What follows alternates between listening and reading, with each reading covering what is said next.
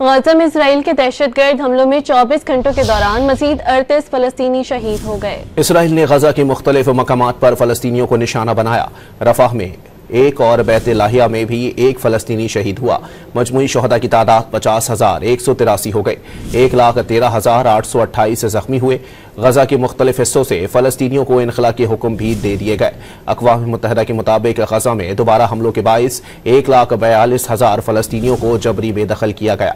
गजा में इसराइल के दहशतगर्द हमलों में 24 घंटों के दौरान मजीद 38 फलस्तीनी शहीद हो गए। इसराइल ने गजा के मुख्तलिफ मकामात पर फलस्तीनियों को निशाना बनाया।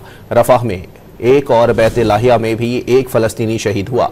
मजमूई शहदा की तादाद 50,183 हो गई। 1,13,828 जख्मी हुए। गजा के मुख्तलिफ हिस्सों से फलस्तीनियों को इनखला के हुक्म भी दे दिए गए। अक़वाम मुत्तहिदा के मुताबिक गजा में दोबारा हमलों के बाइस 1,42,000 फलस्तीनियों को जबरी बेदखल किया गया।